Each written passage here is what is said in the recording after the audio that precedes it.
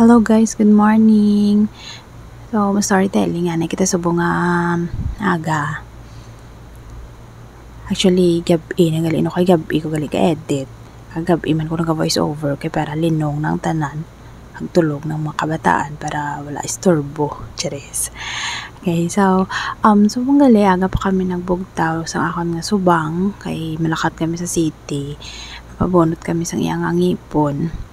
Kay wala siya guys nagunga bala ang dumagwa ng iya nga tubo na bala, so wala gid siya nagunga kay siguro kutok na siya bala, so mas mayo pa ipabunot na lang namon sa dentist kaysa magsangkil pa siya.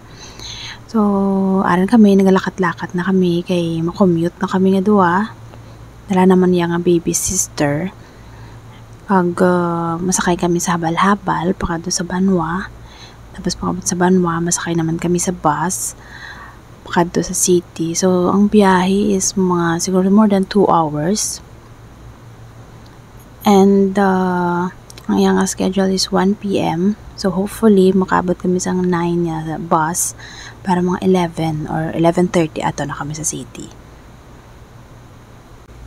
Alright guys, so subong nga rin na kami sa bus, nagsakay na kami. Thank you kay nakaabot kami sa 9 nga bus.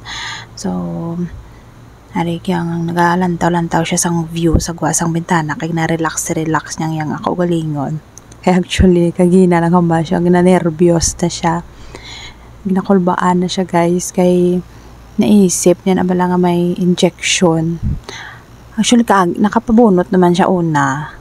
Ang isang panampad niya nakuha na bunot ng yung panampad or ang sinababaw na bala. So pabunot naman sa ang sa idalom. So naunahan na siya sang yang kolba, so na-relax niya yung kagulingon. Ginawilin na lang niya sang lantaw sang mga ang kanami isang view sa guwasang pintana. Pampakuha ko na sang yang kolba. Alright guys, so after 2 hours nga biyahe, time check, it's 11 a.m. So ari na kami di sa city, nanaog na kami di sa may terminal. So sugatan kami sang iya nga papa kay mabudlay kami mag-commute. Kay may dala kami nga baby.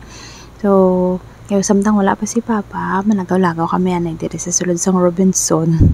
Nainitan na siya. So tratambay kami na nga duwa sa sulod, aircon. Kaya relax naman ang iyang kagalingon kay ginapanugnawan ang iyang pahalad. Nahulbaan na siya sang naisip niya naman ang dagom sang anesthesia. Ay so kadugay kuno kay papa niya. Piran sa magkambal ng tawgan, tanabala kay nagutom na ko. Dali na gid ko pero wala siya gadali nga bunutan ang ngipon. Nang dali siya magkaon to sa buyugo.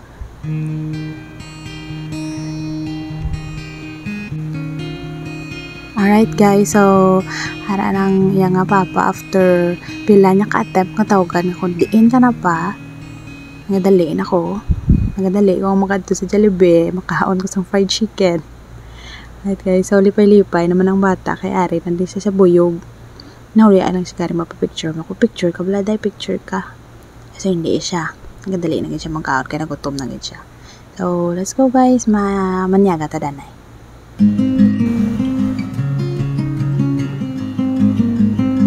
So, tapos na kami sa panyaga.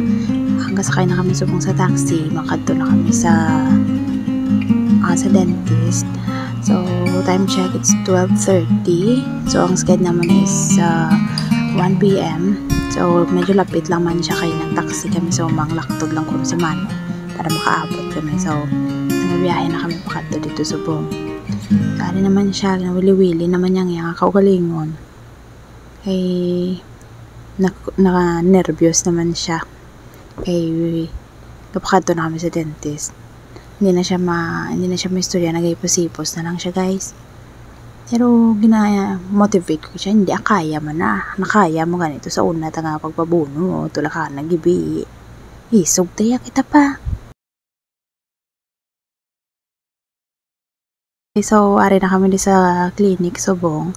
So, wala pa si Tita Doc. So kinahulat pa namon pero gahulat lang kami di guys. Ang tawab lang tupad ko gara na siya nagka-Crayola festival na siya. Magasiling siya mapuli dalang kuno kami hindi na lang kami magpabunot. Kung hindi kaya man na dukutot man lang na sang subay. Mas masakit pag gani ang kagat sang subay da.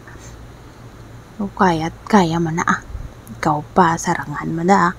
Okay, so natapos na ganun kami pabunot sa nga maningipon.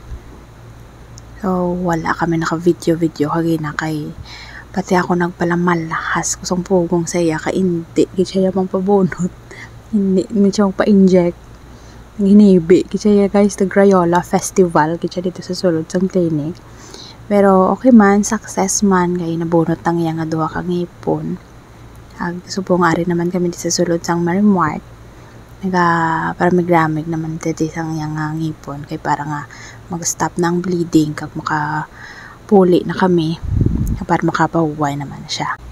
Diri na lang hasta nga man pag-vlog guys. Thank you gid sa napaglantaw alin sa puno sa katapusan. Thank you man sa amon nga star senders, sa amon nga followers kag sa mga nagasupport man sa amon nga pag-vlog nga ni maski baguhanon to diri nga side. Kag kabay nga makita ay man tagyapon sa daso naman nga pag-vlog. Kabay nga maayo lang aton lawas perme para maka-content naman ta. Kag pasensya lang gid sa aton nga tingog nga do matulog na ta guys pero wala ko natuyo. Actually kinapahinayan ko lang gini kay kung tuduhon ko naghamon ta ng digmaan. So salamat gid kag good night na sa tarang tulog na ta.